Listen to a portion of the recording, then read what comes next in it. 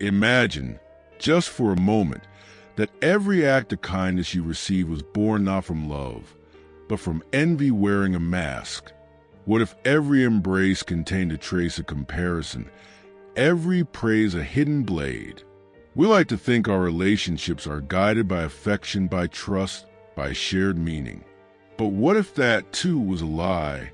What if beneath the smiles, beneath the gestures, there rots a silent force, resentful, invisible, patient, molding every word, every silence, every absence, not an emotion, but a secret architect of human bonds, not a flaw, but the very spine of our connections.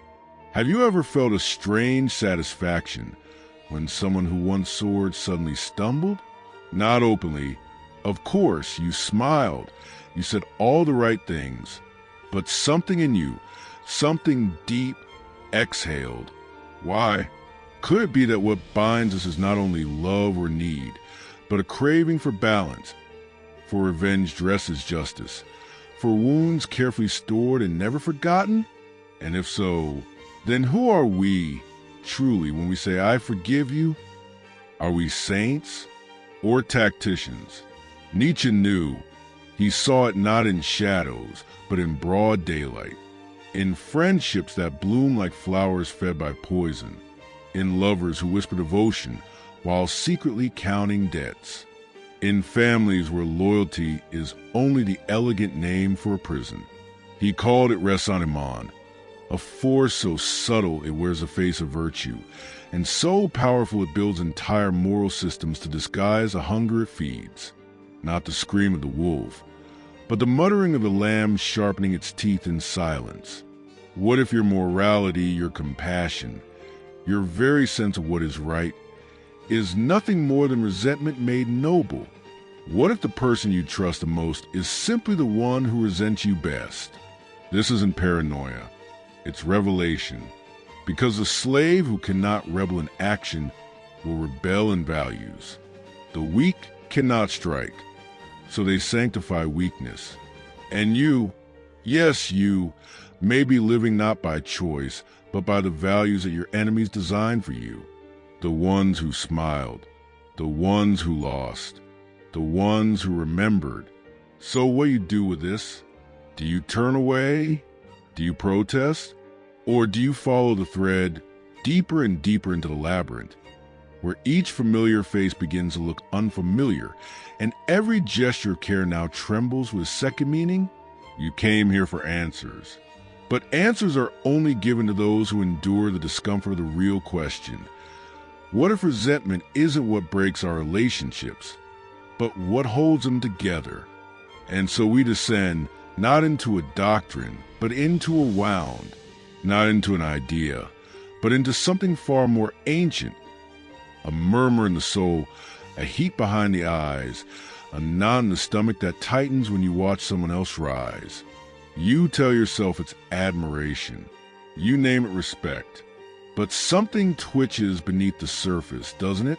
A tremor of comparison, a pulse of what Nietzsche called raisonnement. Not mere envy, but the alchemy of humiliation turned to virtue, of weakness moralized, of impotence fossilized into ethics. This is not the resentment of a passing emotion. It is the slow venom of the spirit that could not strike outward, so it began to strike inward. It is a revenge of the powerless, hidden inside the language of the good. You felt it when someone close to you succeeded, and rather than celebrate them purely, you calculated unconsciously the balance sheet of your own life. Why does their light dim yours? Why does their joy sting like salt? You smiled, of course you did, because you are civilized, because you are moral, because you know how to behave. But the soul is older than manners, and it remembers what the mouth tries to forget. We do not want others to suffer, but neither do we want them to soar beyond us. And so, under the skin of our civility, we begin to create narratives that success must be corrupt, that brilliance is arrogance, that freedom is selfishness. This is raisonnement, a quiet courtroom within judging others not for what they do wrong, but for daring to do what we could not. And our sentence is not punishment. It is principle. It is righteousness. It is morality born from failure, elevated into gospel. In relationships, the most sacred and dangerous of all human spaces, raisonnement coils itself like smoke in the air. The partner who cannot leave begins to poison the one who dreams of flight. The friend who remains stagnant slowly devalues the one who evolves. The family member who feels forgotten doesn't say it. They suggest it in 1,000 unsaid ways.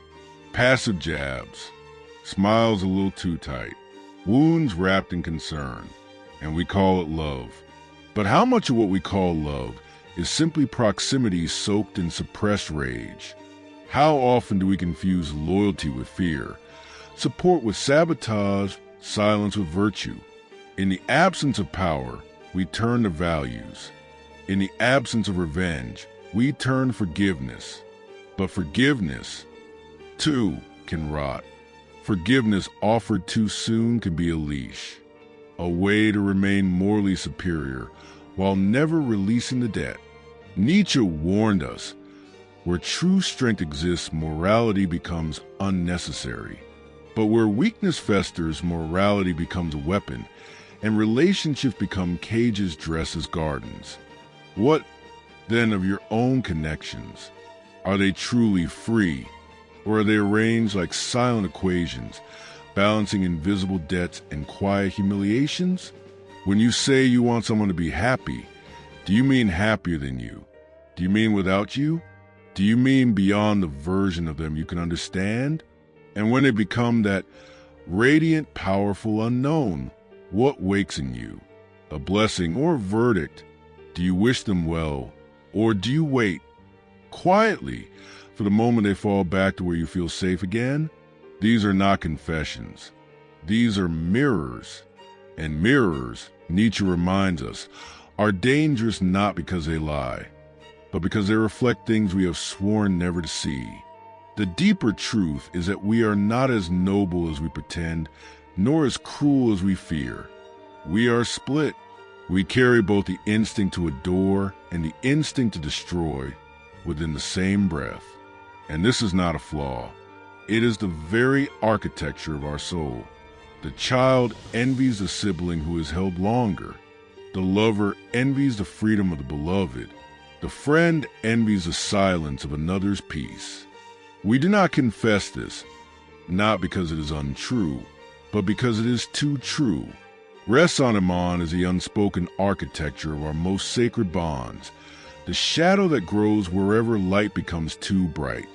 And to see it is to begin the painful process of unraveling the false safety we've built between ourselves and others.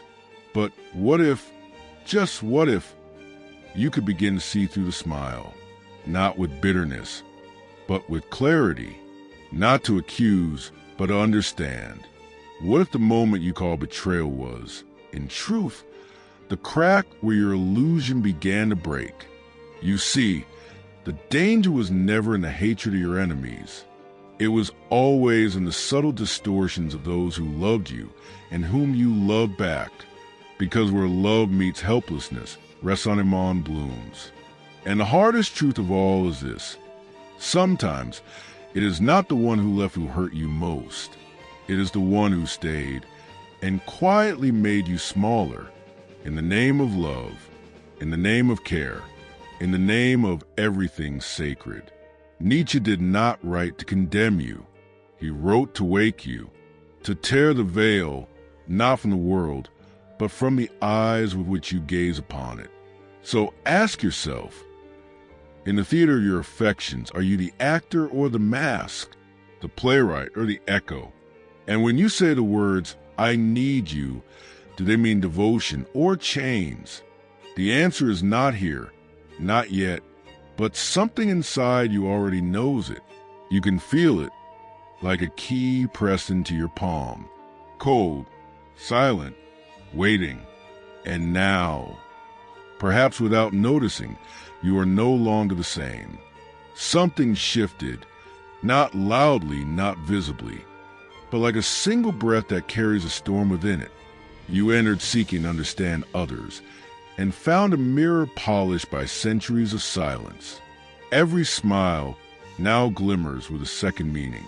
Every gesture, a hidden pulse. The resentment you once feared in others might have been your own reflection, waiting to be named.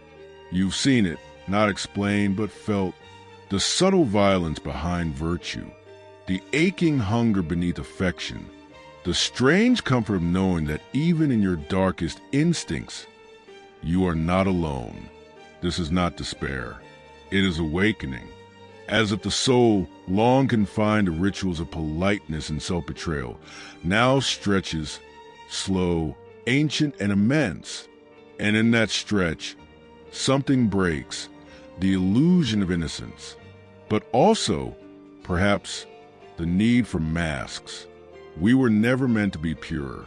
We were meant to burn with contradiction, with longing, with the dangerous beauty of imperfection. So let yourself be fierce. Let yourself be vast. Let yourself know what you know, even if it hurts, especially if it hurts. For only those who descend into the deepest chambers of their own shadow can ever carry a light that is real. And you now carry a flicker. If you felt something here, not comfort, but clarity, then this is your sign. Not to run, not to hide, but to stay awake. To bring this fire to someone else still asleep. Share it. Speak it. Let it ripple through those who think they are safe in the shallow waters of self-image. Subscribe not for content, but for continuity. Comment not to be heard, but to echo, and not because it is asked, but because something in you recognizes a trace of truth and dares to keep it alive.